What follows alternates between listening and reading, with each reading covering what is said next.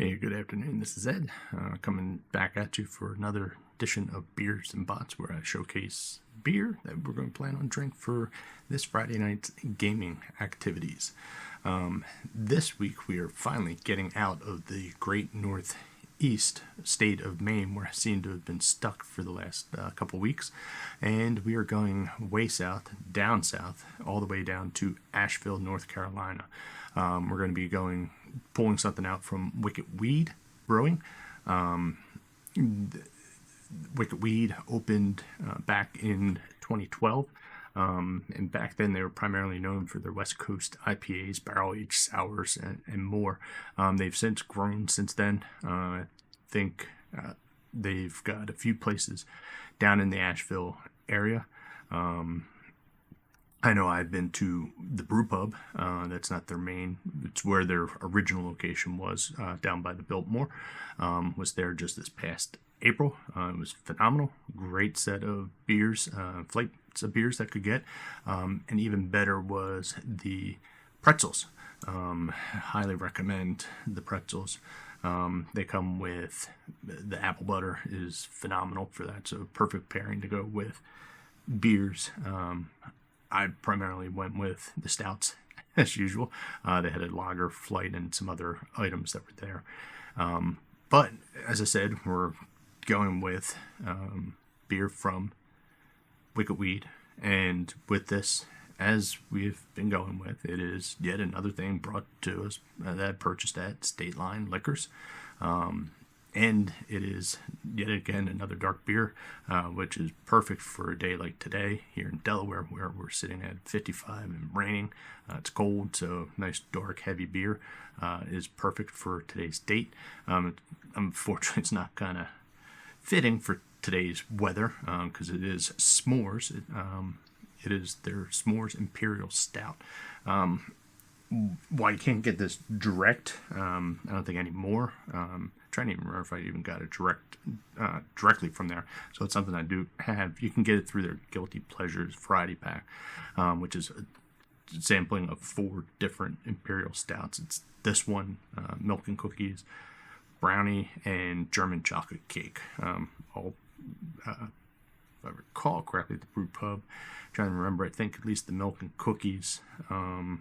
I think maybe actually all 4 were on the one flight, unbeknownst to me that I was actually drinking the Guilty Pleasures beer flight. But again, Imperial Stouts, great stuff. This one is clocking in at 9.2. So we'll fire up the beer can so you can get a taste of it. Look at the bottle. Got a cool little s'more, fire s'mores on there. Of course, as we would expect. To be had on a beer called S'mores. But Imperial Stouts, these are,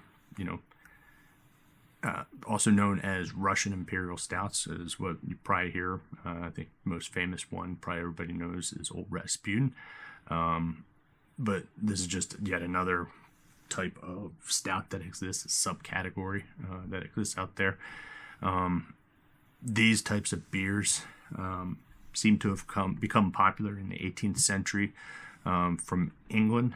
They took inspiration from Baltic porter beers, and this type of beer, the Imperial Stouts, Russian Imperial Stouts, whatever you want to call them, they are going to be your higher alcohol contents, most of them clocking in north of 10%.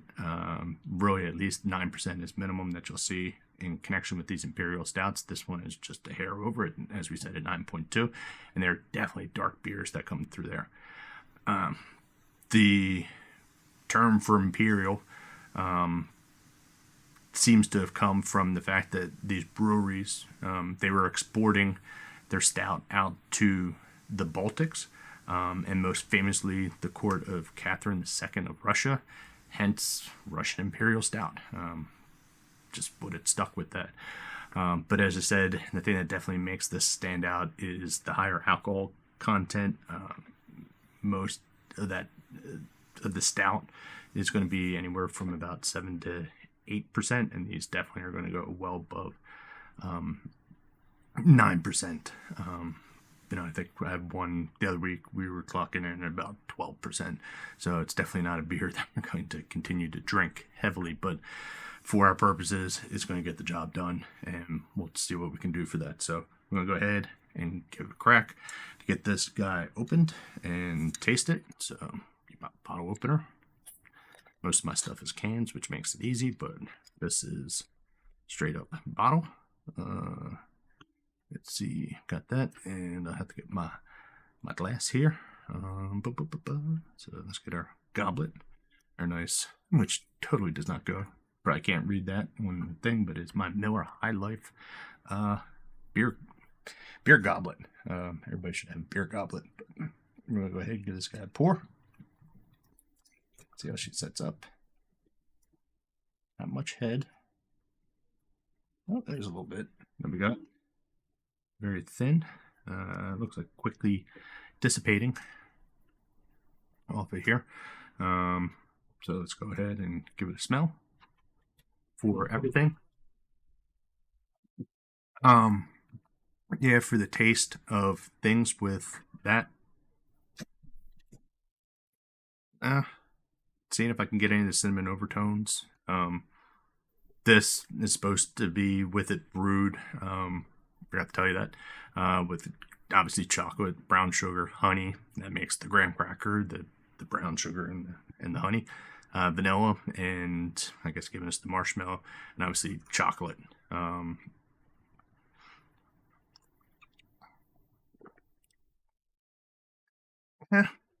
do get a little bit of the vanilla on that, a little bit of a roasted marshmallow feeling for that. Definitely, it's a little bit on the dry side. Just like most of the other stouts that we get out there on this side. It's okay. I guess I'm not really getting the full s'mores. And there's a little bit of the chocolate, I get that. That was kind of on the back side, on the back notes that were there. But it's not overpowering.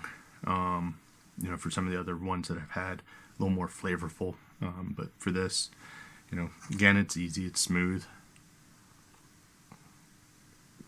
It's definitely not, although I guess a little bit of bitterness there.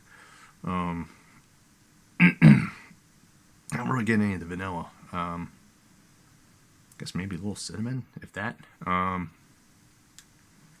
don't know. I guess jury's kind of out on this one. I want to like it. I like the stuff that I had when I was at Wicked Weed. But I don't know. I guess on this one, out of scale, we're going on a scale 1 to 10. We'll try one more, a little bit of time. I don't know. I guess maybe 5 or 6. Nothing really disgusting, but it's not one I would actively seek out to drink.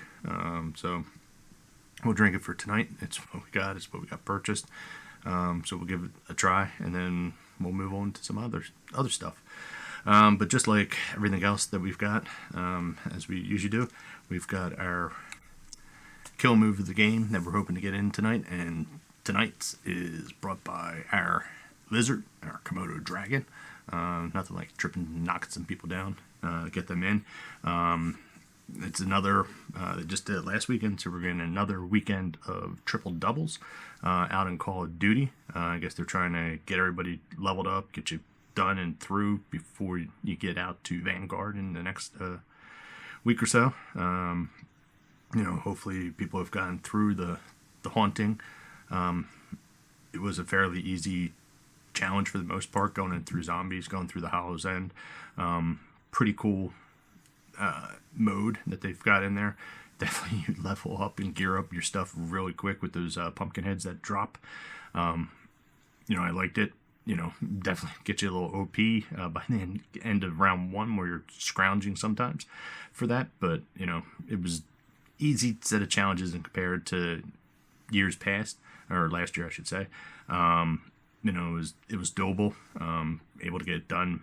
Most people probably got done within like the first day or so. I know I definitely did in connection with that. So hopefully we'll see what we got going on.